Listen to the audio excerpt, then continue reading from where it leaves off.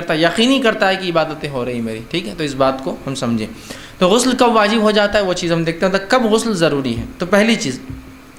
جنابت سے غسل واجب ہو جاتا ہے، یاد رکھیے جنابت سے غسل واجب ہو جاتا ہے، یعنی مرد اور عورت جمع کر لے، ہم بستری کر لے ایک دوسرے سے، تب بھی غسل واجب ہو، خواہ منی نکلے یا نہ نکلے، دونوں ہی شکل میں جو غسل واجب ہو جاتا ہے، ٹھیک۔ اس لیے کہ جو صحیح مسلم کی روایت میں نے ابھی آپ کے سامنے رکھی تھی کہ آپ وسلم کیا فرماتے ہیں، جب مرد کی شرمگاہ عورت کی شرمگاہ سے تجاوز کر جائے تو اس پر غسل واجب ہو جاتا ہے۔ تو یہاں یہ نہیں کہا کہ جب وہ منی خارج ہوا تو غسل واجب ہو جاتا ہے، صرف لگ جانے سے۔ دوسری ایک روایت کے الفاظ ہے، جب مرد کی ختنہ عورت کی ختنہ سے لگ جائے، ٹھیک ہے، تو پھر اس پر غسل واجب ہو جاتا ہے۔ تو سب سے پہلی چیز جس کی وجہ سے غسل ٹوٹ جاتا ہے یا ہم پر غسل واجب ہو جاتا ہے، دونوں ہی باتیں ایک ساتھ یاد رکھیں، ٹوٹ بھی جاتا ہے ان چیزوں سے اور واجب بھی ہو جاتا ہے۔ تو اگر میں کہہ رہا ہوں غسل واجب ہو جاتا ہے، مطلب ٹوٹ جاتا ہے تبھی واجب ہو جاتا ہے، ٹھیک۔ تو سب سے پہلی چیز جس وجہ سے غسل ہم پر واجب ہوتا ہے وہ یہ ہے کہ جب انسان ہم بستری کر لے، جمع کر لے، چاہے منی خارج ہو چاہے خارج نہ ہو، دونوں ہی شکل میں اس شخص کو جو ہے اور اس عورت کو جو ہے، اس مرد کو مطلب شوہر کو اور اس بیوی کو، دونوں کو غسل لینا پڑے گا، یاد رکھیے۔ یہ پہلی چیز ہے جس پہ غسل ہم پہ جو ہے واجب ہو جاتا ہے، یاد رکھیں، ٹھیک۔ اسی طرح اور اگر نیند میں انسان ہو، ٹھیک، اور نیند میں انسان اور منی خارج ہو جائے، ٹھیک، مثال کے طور پر آدمی نے کوئی خواب دیکھا ہو اور خواب دیکھنے سے جس کو احتلام کہتے ہیں، بہرحال احتلام ہو جائے، اور کوئی خواب دیکھا اور خواب دیکھنے کے بعد جو ہے منی خارج ہو گیا ہو، تو یاد رکھیے اس معاملے میں غسل واجب ہے۔ ہاں، اگر خواب دیکھا ہو لیکن منی خارج نہ ہوا ہو تو پھر غسل واجب نہیں، ٹھیک۔ لیکن اگر خواب دیکھا ہو اور منی خارج ہو گیا ہو تو یاد رکھیے یہاں بھی غسل واجب ہے، اس کو احتلام کہتے ہیں۔ تو ایک جنابت جس وجہ سے غسل واجب ہو جاتا ہے، جنابت کے اندر چاہے منی خارج ہو یا نہ ہو، دونوں ہی شکلوں میں ہو جاتا ہے، ٹھیک ہے، یا مکمل عمل ہو نہ ہو، صرف داخل کیا کسی وجہ سے اس کو دور ہٹ جانا پڑا اپنی بیوی سے، ایسے مسائل ہو سکتے ہیں ان لوگوں کے ساتھ جن کو چھوٹے بچے ہیں، ٹھیک، کہ انسان جو اپنی بیوی کے ساتھ جو ہے ارادہ کیا ہو، داخل ہوا ہو، بچہ اٹھ گیا، فلاں ہو گیا، یہ ہو گیا، تو انسان دور ہٹ جاتا ہے، لیکن اب اس پر غسل واجب ہو گیا، پھر چاہے وہ بعد میں جمع کرے یا نہ کرے، غسل اس سے واجب ہو۔ ورنہ بہت سے لوگ یہ سوال کرتے ہیں ایسا ہوا میں کیا کروں، ٹھیک، تو اس پر غسل یاد رکھیے واجب ہو گیا، کیونکہ یہاں حالانکہ منی خارج نہیں ہوئی لیکن پھر بھی ہوا، ہو جائے تب بھی ہوا، یا اسی طرح احتلام ہو جائے، مطلب نیند لگی، خواب دیکھا اور خواب کے بعد منی خارج ہونا شرط ہے، یاد رکھیے، تو بھی اس کا غسل جو ہے اس پہ واجب ہوا۔ اور احتلام مرد کو بھی ہو سکتا ہے، احتلام عورت کو بھی ہو سکتا ہے، تو ان شکلوں کے اندر غسل جو ہے ایک شخص کے اوپر یا اس عورت پر یا اس مرد پر یاد رکھیے غسل واجب ہو جائیں گے، یاد رکھیے۔ اب ضروری ہے، فرض ہے اس کے اوپر کہ وہ غسل لے لے، اور یہ چیز غسل کو توڑ بھی دیتی ہے، اسی لیے اس پہ غسل واجب اور فرض ہو جاتا ہے، ٹھیک۔ نبی اکرم صلی اللہ علیہ وسلم بہرحال قرآن کی جو ایک آیت میں نے آپ کے سامنے تلاوت کی تھی، سورہ مائدہ کی آیت نمبر 6، جس میں اللہ نے فرمایا، اور اگر تم جو ہے جنوبی ہو تو نہا لیا کرو، ٹھیک، اگر تم میں سے کوئی شخص جنابت کی حالت میں ہو تو وہ غسل لے لے، ایک بات یہ تھی۔ دوسرا، نبی اکرم صلی اللہ علیہ وسلم کی صحیح بخاری کی ایک روایت ہے، آپ نے فرمایا کہا، جب دونوں کی شرمگاہیں آپس میں مل جائیں تو غسل واجب ہو جاتا ہے، ٹھیک، اس لیے میں نے کہا منی خارج جو ہے نا، جب دونوں کی شرمگاہیں مل جائیں تو غسل ان دونوں پر واجب ہو جاتا ہے، ٹھیک۔ تو یہ پہلی شکل تھی غسل کے لیے، ٹھیک، جس کا تعلق شرمگاہ سے تھا اور جس کا تعلق، ٹھیک ہے، منی کے خارج ہونے سے تھا، چاہے وہ بیوی سے ہم بستری کی شکل میں ہوں یا صرف ملنے سے ہو جائے کہ داخل ہوا لیکن ابھی منی نہ بھی نکلا ہو، یا انسان احتلام ہو جائے، مرد ہو یا عورت ہو، تو غسل واجب ہوا۔ دوسری شکل جس میں غسل واجب ہو جاتا ہے وہ یہ ہے کہ ماہواری یا نفاس کے خون کی بنیاد پر، ٹھیک، یا کسی کو وہ مسئلہ جو ہر عورت کو ہر مہینے ہوتا ہے، جو اللہ رب العزت کی طرف سے بہرحال یہ ایک رحم ہے، میں اس کی تفصیلات انشاءاللہ آگے رکھنے والا ہوں، ورنہ بہت سے لوگ اس کو ایک سزا سمجھتے ہیں، اور اس کے پیچھے ایک عقیدہ بھی ہوتا ہے لوگوں کا۔ وہ عقیدہ یہ ہے، چونکہ حوا نے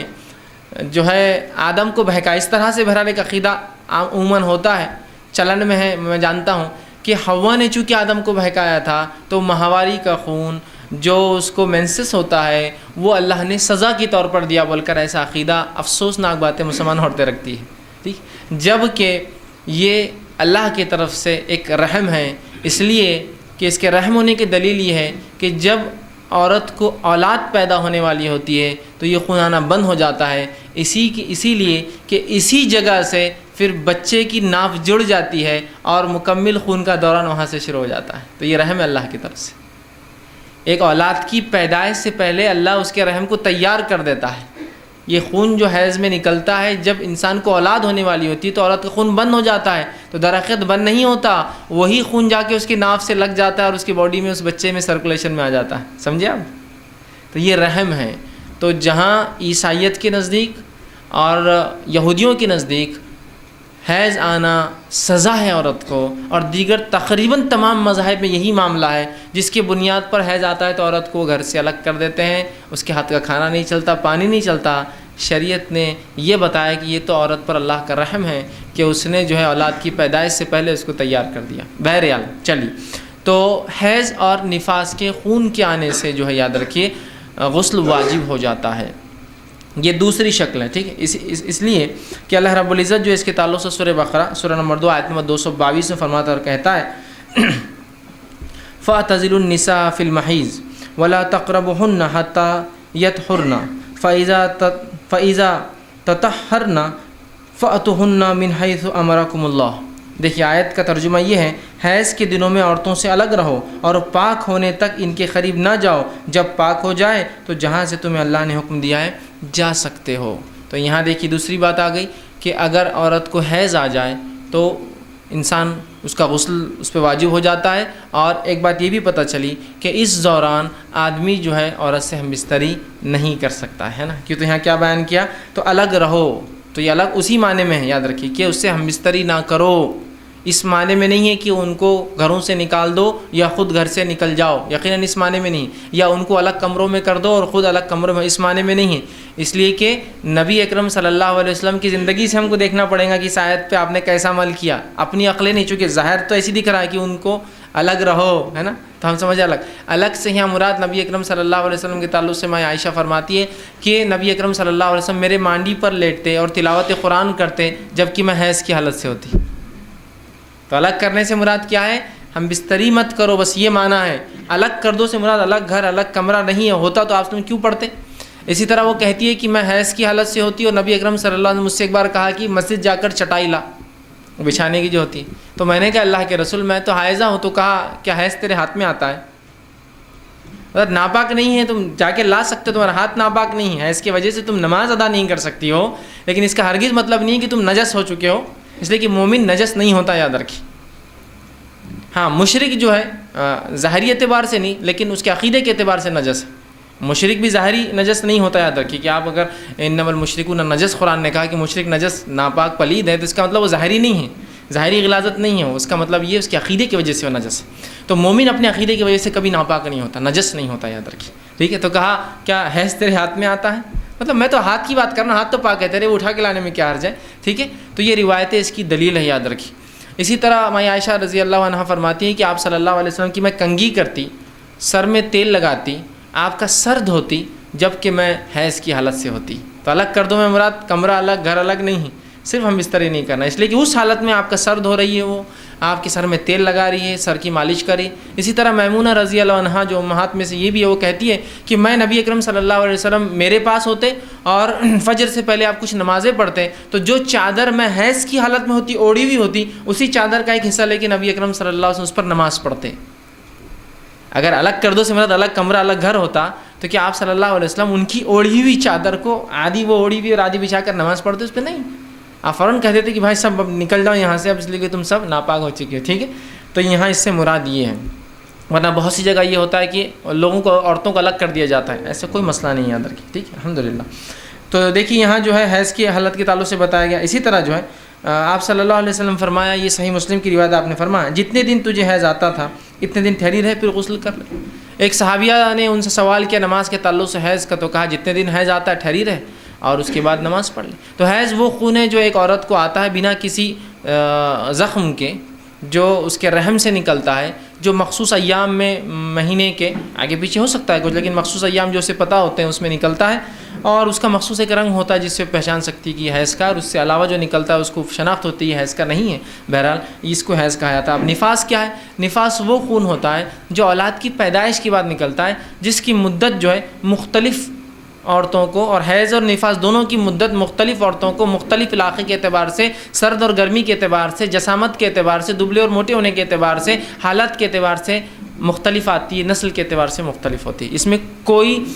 جس کو کہیں گے کہ ریجڈ رول نہیں ہے کہ ایسا ایسا ایسا ہوتا ہے، کچھ بھی ہو سکتا ہے، اینی تھنگ، ٹھیک۔ عمومی اعتبار سے جو بتایا جاتا ہے وہ یہ آتا ہے کہ سائنسی اعتبار سے بہرحال یہ ہے کہ 1 سے لے کر 7 دن اور 7 دن سے لے کر 15 دن مخصوص عورتوں کو، کچھ لوگوں کا ایسا ہو سکتا ہے، لیکن عمومی اعتبار سے 1 سے لے کر 7 دن ہو سکتا ہے، ٹھیک، یا 1 یا 3 ہوتا ہے، یا 5 ہو سکتا ہے، یا 7 ہو سکتا ہے، یا کچھ مخصوص کو 15 بھی ہو سکتا ہے، حیض خاص طور سے یاد رکھیں۔ نفاس وہ خون ہوتا ہے جو پیدائش کے بعد آتا ہے، اس کی مدت کوئی طے نہیں، شریعت میں کچھ بھی ہو سکتا ہے۔ افسوس کی بات ہے لیکن ہمارے پاس مسلمانوں میں طے مدت ہے، کتنی؟ 40 دن، فکس۔ 40واں دن ہوا پھر عورت نہاتی ہے اور اس کے بعد کیا ہوتا ہے؟ چلا، اس کی ایک دعوت دی جاتی ہے نا، آپ اور میں جاتے ہیں اور خوب چور کے کھا کے آتے ہیں نا، تو پھر وہ جو ہے اس کے لیے پروگرام رکھتے ہیں، ایسا کوئی حقیقت نہیں ہے۔ اور ایسا کتنی بار ہوتا ہے کہ عورتوں نے، گھر کی بڑی عورتوں نے، اور میں اکثر یہ کہتا ہوں بہرحال عورتیں اس کو برا نہ لگنے دیں اور مجھ سے بدلہ لینے کی نہ ٹھان لیں، بہرحال ایک عام بات بہرحال میں بولتا ہوں، اور بالخصوص بوڑھی عورتیں بہرحال میرے سے بدگمان نہ ہوں، میں تو ان کی دعاؤں کا جو ہے طالب ہوں، لیکن بہرحال جو دین ہمارے پاس چلتا ہے اس دین کو میں اپنی زبان میں کہتا ہوں بوڑھیوں کا دین۔ ہمارے پاس جو اسلام ہے وہ بوڑھی عورتوں کا اسلام ہے۔ شادی ایسی کیوں؟ دادی بول رہے ہیں، مطلب وہ بوڑھی کا دین نہیں ہے، شریعت کا، اللہ اور رسول کا دین نہیں ہوتا ہے۔ یہ حیض اور نفاس کے مسائل ایسے کیوں؟ دادی اماں، پھپھو اماں، یہ اماں، وہ خالہ، وہ تائی، وہ چچی، وہ بوڑھی عورت، وہ انہوں ایسا بولتے تو وہ کرنا ہے۔ شریعت تو نہیں بولتی، نہیں پھر بھی ہم 40 دن کا ہی رکھیں گے۔ کیوں؟ انہوں بول رہے ہیں 40 دن تک عورت ناپاک رہتی، کیوں؟ شریعت میں تو ناپاکی ہے ہی نہیں، انہوں بول رہے ہیں نا بڑے، اس میں مردوں کو مداخلت نہیں ہے، عورتوں کا دین رہتا ہے۔ یہ شادی سے پہلے ایسے رسومات کیوں؟ نہیں، دادی بول رہے تھے اس کے بغیر تو ہو ہی نہیں سکتا، نانی بول رہے تھے۔ تو ہمارے پاس جو ایگزسٹنگ ریلیجن چلتا ہے اسلام، وہ بوڑھیوں کا دین ہے، وہ دین نہیں ہے جو اللہ نے بھیجا اپنے نبی کے ذریعے محمد صلی اللہ علیہ وسلم، اور جو صحابہ کے ذریعے ہم تک پہنچا، وہ دین نہیں ہے، یہ بوڑھی عورتوں کا دین ہے۔ وہ جو بولیں گی وہ ہوگا، صحرا باندھ دو تو باندھنا ہے۔ دادا تو نہیں بڑھ، لیکن دادی کی بڑی خواہش ہے مرنے سے پہلے کہ پوتے کو جو ہے صحرے میں دیکھ لیں۔ ان کو یہ خواہش نہیں ہے کہ جو اب جانے کا وقت ہے کم از کم اب تو کتاب و سنت پہ آ جاؤں، لیکن مرتے وقت یہ خواہشات پوری واقعی مرنے تک اپنی بہوؤں کو ڈکٹیٹ کرتے رہیں گے کہ حیض اور نفاس کے مسائل وہ ہیں جو میں بتاؤں گی، شریعت کے مطابق نہیں۔ ہمارے خاندان میں 7 دن عورت حائضہ رہتی ہے تو 7 دن رہو، آتا ہے نہیں آتا رہو، بس سمجھ رہے آپ بات کو؟ بوڑھیوں کا دین، ٹھیک۔ تو بہرحال میں عورتوں کے خلاف بھی نہیں ہوں، بالخصوص بوڑھی عورتوں کے نہیں، لیکن میں یہ کہنا چاہتا ہوں کہ عورتیں اگر علم نہ ہو تو خواہ دین میں تبدیل لانے کی کوشش نہ کرے، اور یہ جسارت بہت بڑی چیز ہوں گی آخرت کے اعتبار سے، یاد رکھیے کتاب و سنت کے مطابق۔ اور افسوس ہمارے پاس جو طہارت کے مسائل اکثر چلتے ہیں، وہ طہارت کے مسائل کتاب و سنت کے مطابق میں کہہ رہا ہوں نہیں ہیں، وہ اکثر طہارت کے مسائل یا تو یہودی روایتوں کی بنیاد پر ہیں یا نصرانی روایتوں کی بنیاد پر، جس کو اسرائیلیات بولتے ہیں۔ اسرائیلیات کے مطابق ایک عورت 40 دن تک جو ہے نفاس کی حالت میں رہتی ہے اور 40 دن پاک ہوتی ہے، یہ بائبل کی روایت ہے 40 کے لفظ کے ساتھ۔ مسلمانوں نے مین و نان لے لیا، نبی اکرم صلی اللہ علیہ وسلم کیا فرمانے؟ خون آئے تو ٹھہری رہے، رک جائے تو غسل کر لے، ختم۔ غسل کتنا سادہ ہے، عورت، زمین، زمانہ، حالات سے تمہارے جو بھی حالات ہو، آئے تو مت پڑھو، رک جائے تو پڑھ لو، مطلب غسل کر لو، پاک ہو گئی۔ تو اب انسان کو اولاد پیدا ہوئی، ایک عورت کو 10 دن خون آیا، 11 دن بند ہو گیا، 12 دن نہیں آیا، ختم، غسل ہو گیا، نماز شروع ہو گئی۔ سمجھے بات کو؟ یہ مانا ہے نہیں ہم تو 40 ٹھہرے رہیں گے، اس لیے کہ ہم بائبل پر زیادہ اعتماد کرتے بنسبت کتاب و سنت کی روایت کی۔ دیکھیے آپ، یہ کامن ہے، یہ الگ بات ہے کہ یہ چیزیں ظاہر نہیں ہوتی ہیں، لیکن چونکہ مجھ تک بہت سارے سوالات آتے تو یہ مسائل میرے سامنے آتے رہتے کہ فلاں یہ ہے، دادی یہ بولتے، چچی یہ بولتے، ہمارے گھر میں یہ ایسا نہ کرے تو ہم کو بول رہے کہ تم گھر سے چل جاؤ میاں بیوی، اس لیے کہ تمہارے وجہ سے نحوست آ رہی پورے گھر میں۔ ایک صاحب نے جو ہے اپنے گھر کے اندر جو عقیقہ رکھ لیا، اب عقیقہ جب رکھا تو 40 دن کے اندر رکھ لیا انہوں نے، تو ان کے گھر والوں نے ان کو گھر سے ہکال دیا، اس عورت کو بھی اس اپنے بیٹے کو بھی، جاؤ بولے، اس لیے کہ ابھی چھوت کے دن تھے اس کے، بولے ابھی ناپاکی کے دن تھے تمہاری بیوی کے اور تم عقیقہ کر رہے، بولے تم پر لعنت ہے، بولے نکل جاؤ یہاں سے۔ تو انہوں نے خیر بہرحال وہ اڑ گئے تھے، کہا عقیقہ تو کر کے رہوں گا جی، دوسری جگہ دعوت کی، گھر والوں کو لا جاؤ یہاں، عقیقہ تو ہونے والا اب، اس لیے کہ کیا لگا رکھا ہے، ہم نے دین اور شریعت کو مذاق اور کھلواڑ سمجھا ہے، یاد رکھیے بہرحال۔ تو دوسری چیز، حیض اور نفاس، اس کی کوئی طے شدہ وقت نہیں ہے، اس کے کوئی طے شدہ ایام نہیں ہے، ہر عورت زمین، زمانے، ماحول، حالات کے اعتبار سے مختلف ہو سکتے ہیں، ٹھیک۔ تیسری چیز، اسلام قبول کرنے پہ بھی ایک انسان کو نہانا پڑتا ہے، یاد رکھیے، اس لیے کہ نبی اکرم صلی اللہ علیہ وسلم کے بہت سارے صحابہ کے اقوال اسلام لانے کے بعد کہ میں نبی اکرم صلی اللہ علیہ وسلم کے پاس آیا اور اسلام قبول کیا تو مجھے آپ نے نہانے کا حکم دیا، ٹھیک۔ بہت سارے صحابہ کی بھی روایتیں، صحابیات کی بھی روایت ہے کہ میں آپ صلی اللہ علیہ وسلم کے پاس آئی، آپ نے میرا اسلام قبول کیا اور کہا فلاں جگہ جا کر تم غسل لے لو، ٹھیک، تو اس سے بھی پتہ چلا کہ اسلام لانے سے غسل ایک انسان پر واجب ہو جاتا ہے۔ اور اس کے تعلق سے جو روایتیں آتی ہیں بہرحال وہ بہت ساری ہیں، جیسے کہ ایک روایت ہے کہ صحیح مسلم کی روایت ہے، اور ثمامہ بن اسال الحنفی، یاد رکھیے یہ قبیلہ حنفیہ کے تھے، حنفی بولے تو آپ حنفی شافی مت سمجھیے، ٹھیک ہے، اس قبیلے سے ان کی نسبت تھی، اس لیے الحنفی ان کے آگے لگا ہوا ہے۔ جب انہوں نے اسلام قبول کیا تو آپ صلی اللہ علیہ وسلم ان کو غسل کا حکم دیا کہ جاؤ غسل کرو، اس لیے کہ تم نے اسلام قبول کیا۔ تو یہ تیسری چیز۔ چوتھی چیز جو ہے موت جو ہے اس سے بھی غسل واجب ہو جاتا ہے، اس لیے کہ آپ صلی اللہ علیہ وسلم میت کو غسل دینے کا حکم دیا، یاد رکھے۔ تو موت بھی جو ہے غسل کو جو ہے واجب کر دیتی ہے، اور اس تعلق سے بہت ساری صحیح روایتیں موجود ہیں کہ موت سے غسل انسان پر جو ہے واجب آ جاتا ہے۔ تو یہ چند مقامات تھے جہاں غسل واجب ہوتا ہے، اور وہ چار ہی چیزیں یاد رکھی، اتنی جس سے غسل آپ پر واجب ہوتا ہے۔ اس کے علاوہ تمام چیزوں میں غسل جو ہے مستحب ہوں گا، میں آگے رکھوں گا کہاں کہاں غسل مستحب ہے، ابھی ہم صرف وہاں وہ باتیں رکھ رہا تھا جہاں واجب ہو جائیں گا۔ تو ان تمام حالات میں آپ پر غسل یا مجھ پر غسل یا مرد ہو اس امت کے یا عورتیں ہو اس امت کی، ان پر غسل واجب آ جائیں گا، جس کے اندر سے تین باتیں تو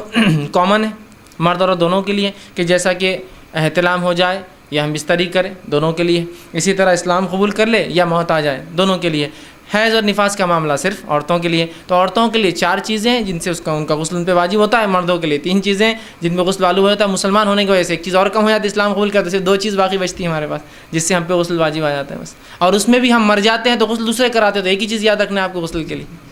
موت ہوتی ہے تو ہم تھوڑی غسل کرتے ہیں، لوگ کراتے ہیں تو ان کو یاد رکھنا چاہیے کہ مجھے غسل کرانا ہے، ان کو میں تو نہیں کروں گا، تو ایک ہی چیز یاد رکھنا ہے آپ کو، ہے نا۔ لیکن اتنے پہ بھی کنفیوژن، میں نے فلاں کیا میرا غسل باقی ہے نہیں ہے، میں نے یہ کھا لیا میرا غسل باقی ہے نہیں ہے، میں نے وہ دیکھ لیا میرا غسل رہا ہے نہیں رہا، میں نے اتنا واضح ہے، اس کے بعد بھی شکوک اور شبہات اپنی عبادت میں نہیں ہونا چاہیے نا، ٹھیک۔ تو کتنا آسان ہے، دیکھیے ایک ہی چیز میں سمجھ رہا ہوں جو ظاہر ہے، ایک چیز عورتوں کے لیے خاص، ایک چیز مرد عورت دونوں کے لیے، اور دو چیزیں ایک اسلام قبول کرنے والے کے لیے، تو میرے لیے نہیں، کوئی نو مسلم ہو تو اس کو آپ کروا سکتے ہیں، آپ کے سامنے قبول کریں، اور ایک مر جائے تو وہ میں بھی نہیں کروں گا، آپ بھی مر جائے تو آپ کے لیے بھی کوئی دوسرا کریں گا، عورتیں مرے یا کوئی دوسرا کرتا ہے وہ ان کو یاد رکھنا چاہیے کہ مجھے غسل کرانا ہے۔ تو سمپل ایک ہی چیز ہمارے لیے بچتی ہے جس کو یاد رکھنا ہے ذہن میں، عورتیں دو چیزیں یاد رکھ لیں، ہم بستری اور حیض نفاس، مرد ایک ہی چیز یاد رکھے کہ احتلام ہو جائے، منی خارج ہونا اس میں شرط ہے، یا اپنی بیوی سے ہم بستری کی نیت کرے اور کرنا شروع کرے لیکن اس سے منی خارج ہونے سے پہلے کچھ وجہ سے الگ ہو جائے، کچھ ہی وجہ، تو بہرحال اس معاملے میں اس پر جو ہے غسل واجب آ جاتا ہے۔ تو یہ تھے جہاں غسل ہم پر واجب آ جاتا ہے یا غسل ٹوٹ جاتا ہے یا جس کی وجہ سے غسل کرنا ہم پر ضروری ہے، ٹھیک ہے۔ چلیے آئیے اب اس کے بعد